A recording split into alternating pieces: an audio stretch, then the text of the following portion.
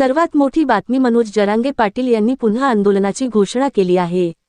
29 ऑगस्टपासून उपोषणाचं हत्यार ते उपसणार आहेत। जरांगे यांची आक्रमक भूमिका पाहून नेत्यांची धावाधाव सुरू झाली। जरांगे यांच्या भेटीसाठी आज दुपारी सरकारचं शिष्टमंडळ अंतरवाली सराटीत दाखल झालं। मंत्री राधाकृष्ण विखे पाटील, मंत्री उदय सामंत, मंत्री शंभूराजे देसाई, आमदार प्रसाद लाड यांनी जरांगे यांच्याशी चर्चा केली। यानंतर बोलताना राधाकृष्ण विखे पाटील यांनी महत्त्वाची माहिती दिली आहे। जरांगे पाटलांच्या मागण्यांबाबत मुख्यमंत्री फडणवीस आणि दोन्ही उपमुख्यमंत्र्यांनी दखल घेतली आहे।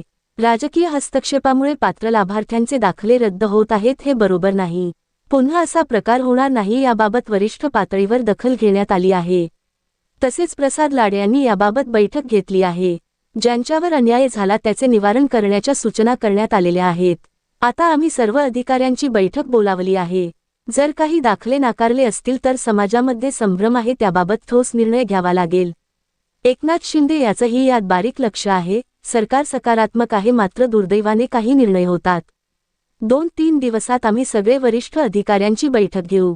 प्रमाणपत्रांबाबत 2-3 दिवसांत अधिकाऱ्यांना आदेश देऊ, त्रुटी दूर करू। विखे पाटलांनी सांगितलं की 29 तारखेच्या आंदोलनाबाबत आम्ही त्यांना विनंती केली आहे, शासनाची भूमिका मांडली आहे।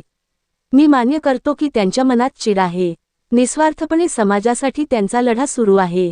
शासन म्हणून निर्णयांची अंमलबजावणी झाली पाहिजे, आमची भूमिका आहे। आम्ही त्यांना विनंती केली आहे। प्रमाणपत्रांबाबत 2-3 दिवसांत अधिकाऱ्यांना आदेश देऊ, त्रुटी दूर करू। अधिकारी काम करत नाहीत असा आरोप जरांगे पाटलांकडून केला जात आहे। यावर बोलताना विखे पाटलांनी म्हटले की आम्ही ते मान्य केले आहे। काही ठिकाणी दिसत नाही, काही अधिकारी काम करत नाहीत। बहिणीला दाखला मिळतो आणि भावाला मिळत नाही। जर अधिकारी असे करत असेल तर आम्ही त्यांच्यावर कारवाई करू। एकतर त्यांना निलंबित करावा लागेल, जे नियम आहेत त्यानुसार कारवाई होईल। माझी अधिकाऱ्यांना विनंती आहे, नियमात राहून काम करा।